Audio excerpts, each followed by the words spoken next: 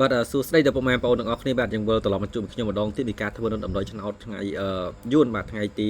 22ខែ5ឆ្នាំ2025ហើយមនុស្សខ្ញុំអាននៅដំណើរថ្ងៃទី22បាទយើងមកមើលនៅថ្ងៃទី21បាទថ្ងៃទី21ម្សិលមិញ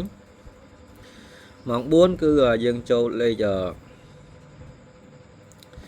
អុកតុងបាទហុកបាទខ្ញុំថាហុកល្អអាយហូបាទចេញខាងក្រោមមក BCD ទាំងអស់គ្នាបាទ BCD ថាល្អ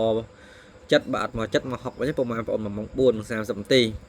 ហើយលេខរបស់យើងនឹងគឺចូលក្នុងម៉ោង6:30នាទីបាទទាំង2លេខនិង3លេខ3លេខរបស់យើងចូលចំតែម្ដងពុកម៉ែបងប្អូនមកខាងក្រោម BCD ម៉ោង6:30នាទីបាទ131គឺចេញឡើងត្រង់ភ្លឹងតែម្ដងពុកម៉ែបងប្អូនមកបាច់ចាំយកគុណនេះពុកម៉ែបងប្អូនមកលេខនៅថ្ងៃហ្នឹងមកល្អមែនតើលេខធំ3លេខពុកម៉ែបងប្អូនអស់នេះលេខ6556គឺចេញលេខនៅក្នុងប៉ុស្តិ៍ A បាទគឺចេញនៅក្នុងប៉ុស្តិ៍ A ចេញ56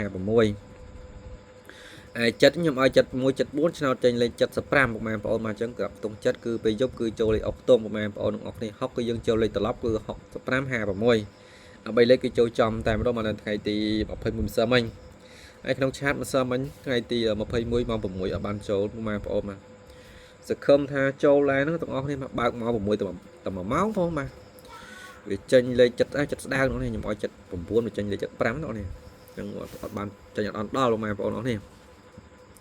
ឥឡូវយើងកន្លែងទៅមើលតម្រុយថ្ងៃទី22ខែ5ឆ្នាំ2025អញ្ចឹងលេខអុកខ្ទង់គឺមានចំនួន2ខ្ទង់គឺមានខ្ទង់9និងខ្ទង់40អញ្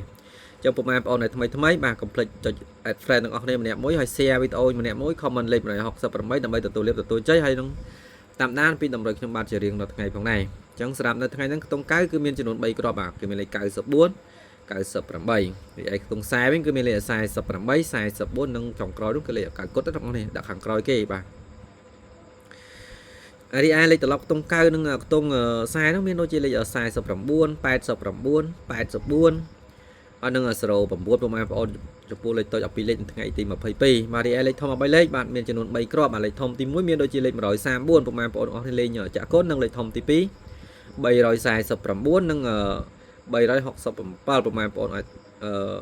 ចាក់គុណទាំងអស់គ្នាបាទចុងសង្ឃឹមថាថ្ងៃទី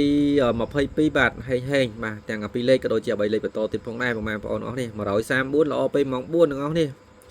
លេខធំ3លេខហ្នឹងនេះ134 349ហ្នឹងល្អខ្លាំងជាងគេនឹងម៉ោង4:30នាទីឯ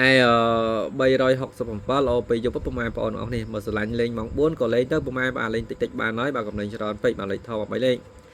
ឯកៅក៏ដូចគ្នានេះកៅគឺដាក់ខាងក្រោយគេកៅគុតនេះវាល្អពេលយប់កៅគុតហ្នឹងបងប្អូននេះវាល្អពេលម៉ោង4វាល្អលេខ94 98ជាងបាទឯពេលយប់វាល្អកៅដែរប៉ុន្តែកៅខាងក្រោយគេកៅគុតបងប្អូននេះនេះ97មួយទៀតខ្ញុំលុបបងប្អូននេះឯសារវាច្រើនក្របពេកដល់ពេលអញ្ចឹងទៅលុប97បងប្អូននេះបើឆ្លាញ់98នេះទេនេះដាក់97នេះបងប្អូននេះ97ហ្នឹងហើយហើយក្នុងឆាតនៅថ្ងៃទី22បើកក្នុងពេលយប់ទាំងអស់នេះបាទមានពេលយប់ទាំងអស់នេះចាំលេងពេលយប់ទាំងនេះបាទលេងតែ1ម៉ោងបានហើយទាំងអស់នេះបាទអញ្ចឹងខ្ញុំមានតែប៉ុណ្្នឹងមកចែកជូនដល់ពុកម៉ែបងប្អូនទាំងអស់គ្នាបាទអញ្ចឹងកុំភ្លេច share ទាំងអស់គ្នាម្នាក់មួយដើម្បីទទួលលាភទទួលជ័យឲ្យ comment លេខ168ទាំងអស់គ្នាម្នាក់មួយផងដែរបាទគ្រប់លាបាទ